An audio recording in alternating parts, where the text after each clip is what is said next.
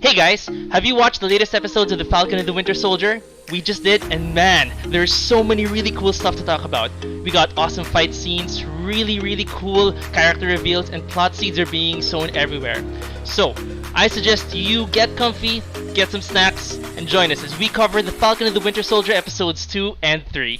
But wait, please make sure that you have seen the episode beforehand because obviously if it wasn't clear, we are going to be going in depth and in detail for all of these episodes that we have seen. So this is your spoiler warning for these episodes in 5, 4, 3, 2, 1. Spoilers incoming!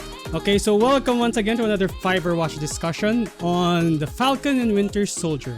Lots of things, lots of seeds being planted, as I noticed. So we're gonna go straight into it with our first big point, and I guess it's gonna be the big action sequence of the episode, which is the truck scene. Okay, so what do you guys think about that? For me, I was really happy just because a lot of people had mixed feelings. They were a little lukewarm about the first episode. This second episode action scene really proved it. That I think we're gonna be getting not just one, but more than one action scene in each episode, and it's really jam packed. So I'm super happy. And dude, it was amazing to see Falcon and Winter Soldier on the field working together. And like I said, I was super looking forward to the banter, and it's on overdrive in this episode. Yeah, there's a lot of banter going on between the two. It's also nice to see Battlestar and John Walker sort of like teaming up with our main characters. Love me some Battlestar. Although I think if we talk about the first scene in episode 2 with John Walker's introduction, I thought it was really cool. Like they present like they humanize him, because we have to hate this guy, right? And it's really interesting to see that the big shoes he has to fill.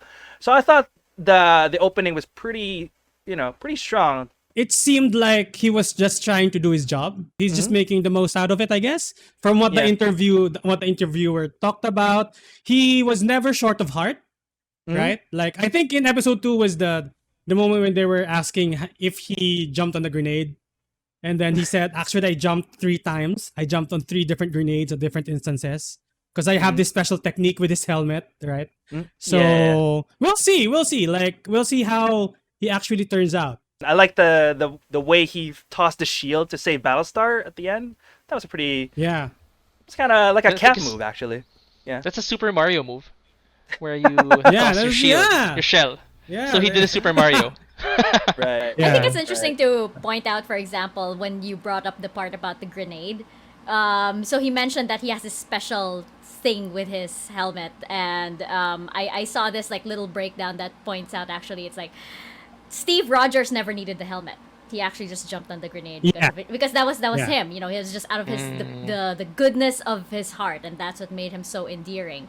So it's funny that let's say this U.S. agent is physically capable of everything that Steve Rogers could do, except that he's lacking that, that precious characteristic of Steve Rogers, which is that, he just did it out of the goodness of his heart. And he didn't, let's remember that, Steve Rogers was like that even before the super serum came into play.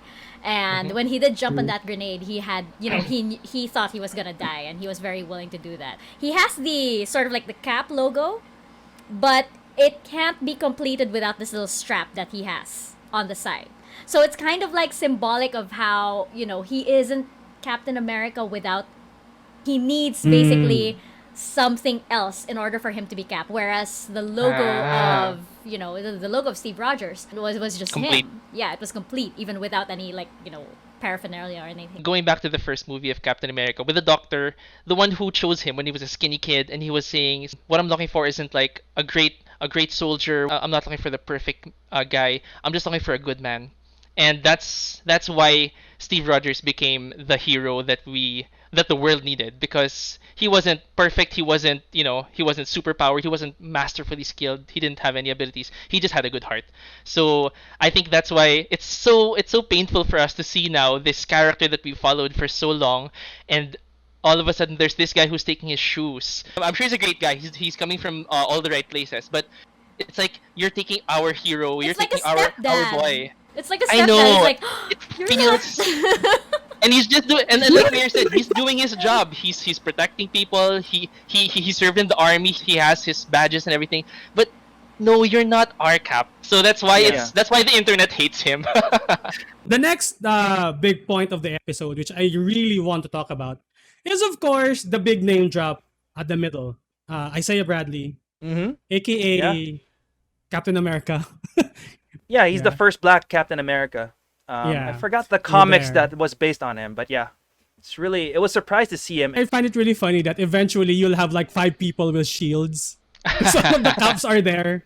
All of the Yeah, cops are in the show, right? Yeah.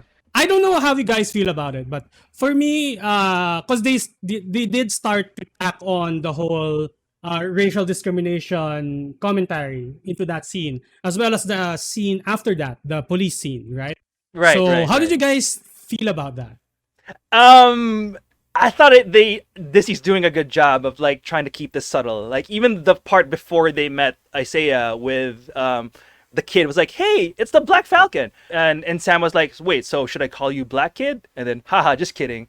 And I don't know, I really like that whole like Disney's just trying to be subtle about this. I feel like Yeah. this is exactly where it should be. I mean, if you think back to the comics and how important their comments were, they going back to the first issue, for example, of Black Panther, which was released at the height of the civil rights movement in the U.S. I think that Stan Lee, may he rest in peace, would have it no other way, especially since he used his comics as a platform to bring issues like this to light, especially to kids. So to have Yeah. Disney, still continue that tradition, I think it means a lot. I think it means a lot, especially now since we're seeing the same issues still occurring. And I feel like the whole cast knows that kind of responsibility that they have, and I feel like Marvel, after having established themselves over 10 years, they are in the position to start doing that and to start incorporating that. And I think it's just so important. I'm just like, when I saw it, I'm like, yes.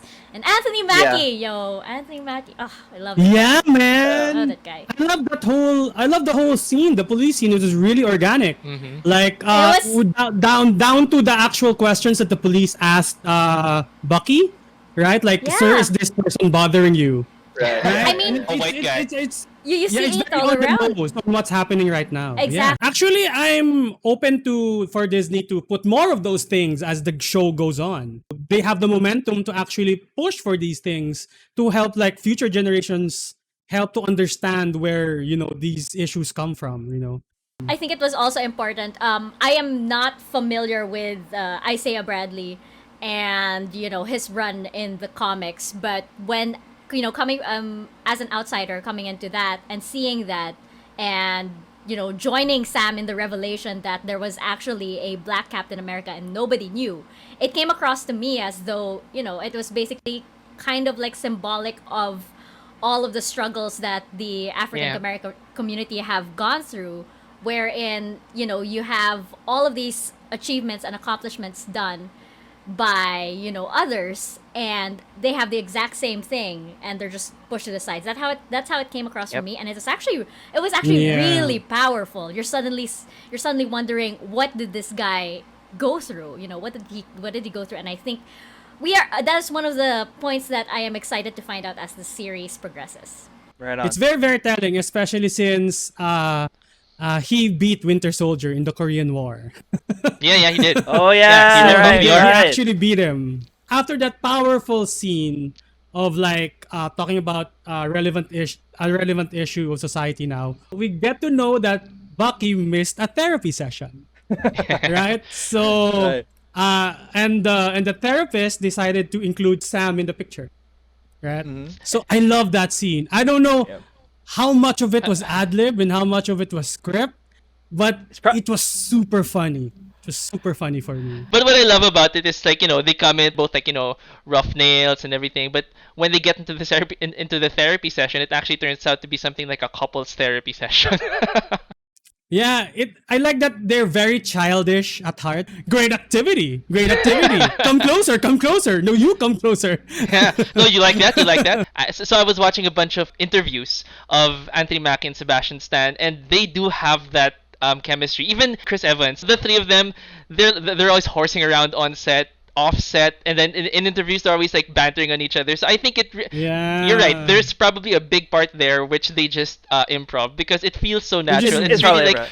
two Yeah. dudes just really getting at each other's nerves. It's so cool. Yeah. It's so funny. It feels like they were the cat and the mouse, and Steve was the big dog. Yeah. You know, while Steve was there, everyone was behaved. Mm. But one poignant moment there was we got to see a little of Bucky's motivations as a character. If he was wrong about you, so maybe I'm wrong as well. It really boils down to Cap. Cap's validation was really, really important for both of them. There was that really cool moment in the end of Endgame where old Captain America comes, he's sitting in the bench, and both Sam and Bucky were looking at him. And there was that moment where Bucky gave the nod, you go. And it was, I think that's what he's regret now because he was thinking, yeah, I'm scarred, I've done really bad things, but you're someone who can take up the mantle, and that's why It's I like, feel that you deserve this spot more than me, so why not Exactly. just go for it? Yeah. So he gave him the nod, and then that's why Sam went up and took the shield. And then maybe that's what's eating at Bucky now because maybe he was wrong. Maybe he should have just manned up and took it because this guy's too much of a to take the Captain America shield. You know what I mean? And Yeah. I think it goes even deeper into his like character, because like when he said that line that if Cap was wrong about you taking the shield, then maybe Cap was wrong in seeing something good in me. Maybe. Right? Maybe. Because Yeah. all yeah. his life he was an assassin, right? And Cap was the only one who defended him through thick and thin, right? Till He the was end of the just line. there. Till the end of the Yeah, line. till the end of the line. You have to say So, that, huh? Parang all of Bucky's anchors start to fall apart. So now he's scared. Yeah. He's scared. At the end of the day, maybe he is just an assassin.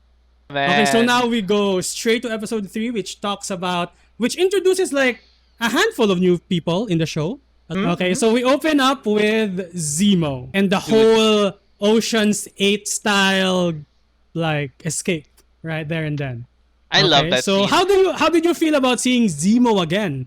Yeah, Daniel Brühl is an amazing actor, so it's really cool to see him again. And I love the fact that they also made the little twist here, because I actually assumed that episode 3 was going to be like an entire prison break to get him out. But then, nope, it just happened in the first 3 minutes or so. Like, oh, wait, Yeah. it's just there, It's already he's there. done. And then, yeah, and I love that, oh, wait, so we're actually going to spend time with Zemo as not as a villain, but actually as a supporting character to the main two. So, kudos to that. Like I was surprised, and I was like, okay, I'm on board with this. Let's go where this is going. And I liked how Bucky introduced the idea of breaking him out to Sam. It's like, hypothetically speaking. And then it cuts straight away to him like escaping. Right? And the Hypothetically next speaking, scene- you mean I already did it? As you said, Daniel Brühl is a really good actor. The dimension that we saw from him in Civil War is totally different from what we see now. He's more comedic now, but with a dark, sinister comedic tone, which adds such a different layer to the show right now. Like right now, I wanna like him because he's a charming guy. You know, he turns out to be a baron. He turns out to be rich and everything, and he's also charming and cute Yeah. in some ways with him like What dancing did to the club. The Tito but dancing. yeah, Yes. Yeah, he was doing the Tito Tito dance. But the Zemo. thing is, Tito I Zemo in don't the club. know. It's like I don't know if he's gonna stab us in the back or help us. It added this layer of suspense to the show that I really love. Since you guys mentioned the Baron, like him being a Baron, what do you guys think about that? I thought it kind of felt jarring for me a bit because in Civil War he was just like this military dude, like who loves his family, and then turns out, wait, he's actually rich. He's a Baron. He has a butler who's waiting for him in an airport with like all these cars. I thought it was a little bit like but then again, I think that is the true Zemo in the comics, if I'm not mistaken. So I thought it was a little bit like kind of a weird contrast there, from Civil War Zemo to this version of Zemo. I'm actually in the middle of watching Civil War right now. I was comparing it, but I think it makes sense because in Civil War he was out on a vendetta. He could still be rich. He could still have, because he said that he used to be rich. He was royalty in Sokovia before it got destroyed. But then Yeah. of course Sokovia got destroyed. But then Yeah, I think and I he like still how has he some of worded his it. old assets, but he left it all alone just because he went on a singular task and he was like, I'm just going to ruin the Avengers, and he did that. So I know that it's a little bit jarring, but I think they still sort of thought about it, and it still makes it's sense. still- It doesn't break anything. it does make sense in some ways, but it just feels like a little bit weird to see like this character suddenly becoming like a totally semi-different character in the TV show. I don't know. But then again, this is a comic book show, and if they're really trying to pay respects to the origin of Zemo, I don't have any problems with this. How about you, Mika? What do you think of Tito Zemo? I love Tito Zemo. I love him so much. I have never connected to any Marvel character as I did with Zemo doing this Wow. in the club.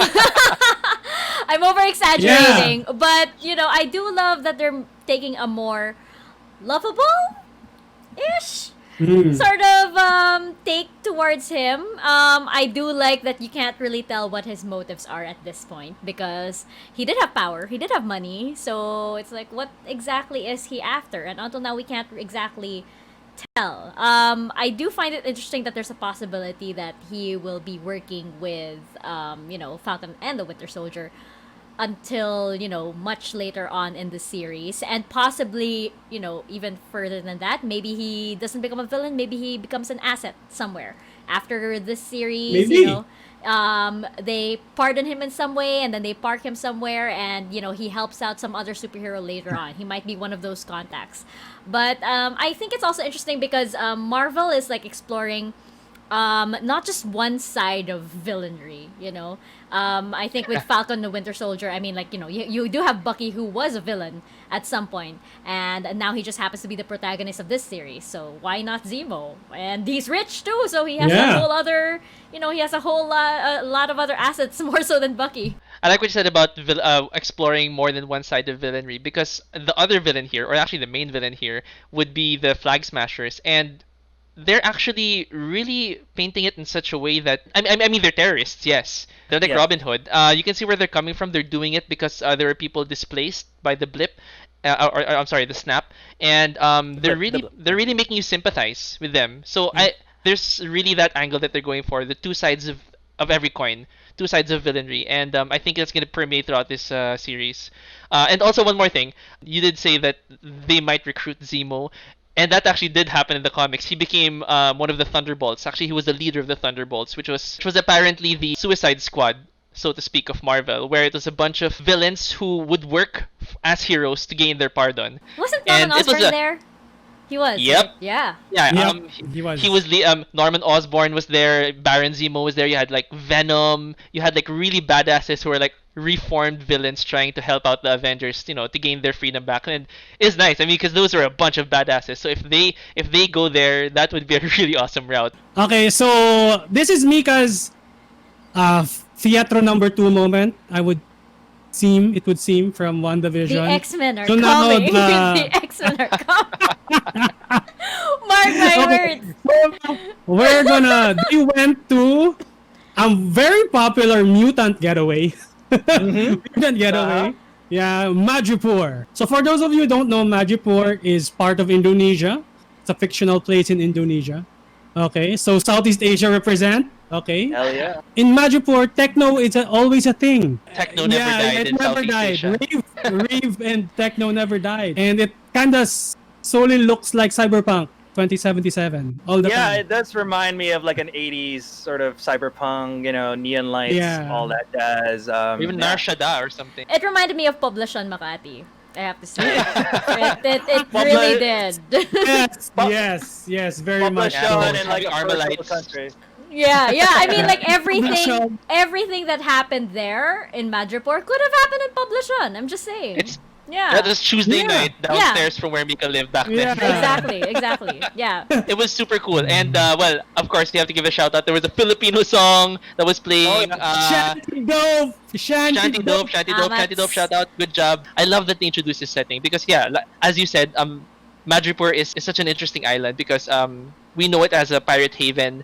It's also a hangout of a lot of the dirtier scumbag people from the X-Men. It's the Mos Mystique. Eisley of Marvel Universe, pretty much. It's a Mos Eisley. Yeah. Wolverine would hang out there as Patch. So I think that's what they're doing. They're setting the stage. It's like, okay, this exists. This is in our universe. Now who knows? Maybe something might pop up. We don't know. They're just opening the Yeah. doors. They're just opening the doors And then, like- and leaving it there Yeah. for future characters. Mutants. They are come out. totally leading us on. They're totally putting a carrot on a stick, and all of us X-Men fans are like, Madripoor? Okay. Madripoor? Quicksilver? That's me. I'm still hung up on Pietro. I'm still hung up on Pietro. Come on. I feel like when Mika saw the Madripoor name come up, she looked at every person in the scenes. I did. Like, slow motion. I was like, who's Do you this? look like a mutant? Who's this? Do you have blue skin? Kinda Do you look have like green skin? one. I love like Anthony Mackie's reaction there when he Yeah, had to. props to him. It was the most realistic. Scene. It was the most realistic thing ever, and And then he's hesitating. He almost gagged. A lot of the fight scenes, even with Sharon Carter, it reminds me of The Punisher. You know, with the what do you call this, CQC fighting, and then like they're fighting with guns, and then they switch to knives, and then they switch to fists, all in one fight. It reminds me of like Punisher level grit. My favorite action scene so far in this series. that was my favorite Sharon too. Carter versus all of the dudes. And she That was super my kicking favorite all of too their as asses. well. Yeah, actually, interesting enough, I found this online. Apparently, one of the co-creators of John Wick worked on this episode, or Oh, okay. is working on the show. So that's why the fight scenes are a little bit, gritty and Yeah. all that. Yeah, I love the So- fight Yeah. scenes in episode 3, man. Yeah. So we get to see Sharon Carter again. Good job, because I love the actress. Loved her in Oh, yeah. Revenge. She's amazing. Yeah. Emily Van Camp represent. But I was surprised by her backstory, because apparently she got flack for that scene when they tried to steal their gear back. She went against the law because she was working for the CIA back then, and then she smuggled the weapons, the gear for Team Cap. Oh So yeah. ever she since then, smuggled she's been it. ever since then she was blacklisted. She had to leave the country. But then after that, it was the whole laboratory scene with the doctor, and this is where things get. And his explanation on how right. he came with the The serum. Basically, he used Isaiah Bradley's DNA, I think, or something like that. Like, he was able to create a perfect serum using that to create these new serums, to the point where they don't actually like have any They don't weird bulk side up. effects. they don't They don't bulk up, and it's like the perfect sort of thing. Upon watching it again, I have a feeling there was this weird look that Baron Zemo gave to Wilfred Nagel when they saw each other. It's like he had this twitch in his eye, and then there's also this knowing look from Nagel. So I was thinking that maybe, just maybe, Wilfred knows something about Baron, and that's why Baron shut him down, because he doesn't. Yeah, he can't have whatever they know together exposed, because it's gonna out him. I have a feeling, but this is just probably a theory. And since we're talking about the end, so you thought it was over, but then they added another wrinkle. So many more characters. So at the end, you see like a Bucky noticing like beads, right? Around Latvia. And then when he turned around, because he kind of knew where the person was, it was a member of Dora Milaje. This really surprised me too. This really surprised me in a way, because for a while I know we're watching about, this is about Captain America, John Walker, all that stuff. Never in my mind did I cross like, all right, Bucky had time in Wakanda, so maybe it would be appropriate for Wakanda representation to be in the show. And then so when I saw that cliffhanger, I was like, oh wow. Yep, let's go. Let's keep going, man. Let's keep going with this show. So super interesting now, because Zemo can't separate himself from the two, because Wakanda is hunting him down. And the only way for him to be safe is to be with Winter Soldier. Is to be with Bucky, to stick with Bucky. And I like also in the second episode, I think, there was that quick banter between Sam and Bucky where, so are you like the White Panther now, when he was about being stealthy, and then Bucky corrected him. That's White Wolf. So he actually all right, he actually has a Wakanda code name now. He's the White Wolf. Right. And that's right, super right, cool. right. Yeah. Because I feel like he did certain missions for Wakanda while he was recovering. Oh, I'm pretty sure. Wakanda, sa Wakanda Day Out niya. Wakanda side. Yung rocket siya sa Wakanda. Rocket. Wakanda expansion. Wakanda Rockets. But that's super cool, and I love it nga na parang there are so many conflicting interests, like Wakanda hates Zemo, and Zemo hates super soldiers, and super soldiers hate the GRC, and it's like there are so many conflicting agendas in the show. Yeah. And like I said, it's what brings the tension in such a interesting level, because you're always at the edge of your seat. You're always thinking, do I trust this guy? Is this guy just helping me, or is he gonna stab me at the back? Like you said, it's pushing all the right buttons for me. I'm watching all the Marvel older stuff again because of this, and I'm just looking forward where Kevin Feige and Marvel's gonna bring us in the next 3 episodes. There. So the first 3 episodes, first half, I should say, of Falcon and the Winter Soldier, upping the ante every time. So first 2 episodes, there were only 3 characters. Now there are 25. Okay. By episode 3, there are 25 people, I think, that are gonna clash by episode 6. We're gonna have Okay, so a mini end game at at the end Yes, of the show. I feel like you have Battlestar On your left. and then all of them are like on your left, on your On left, your left, on your left. on your left. Everyone appears to the left of Falcon. That would be so cool if the shield just transfers to like from Sam to Bucky to New Cap, and then Isaiah comes out, he gets the shield. Then Eli comes out, he gets the shield. Sharon and then comes out, Sharon she Carter gets gets it last. shield. And then Oh. Sharon Carter gets it last, right? I And like then- that theory. I'm actually really counting on that theory. So, then she's- so basically, they're playing Ultimate Frisbee. They're just gonna Yeah. Then she's the power broker at the end, and then you know that she has super strength because she herself took the serum. yeah. Boom! That would be boom. Thank you everyone for watching. Of course, if you have comments or anything, please like and subscribe Fiverwatch. Once again, this is Altair, G, Mayor, and Mika, and we're gonna see you in the next one. Bye bye.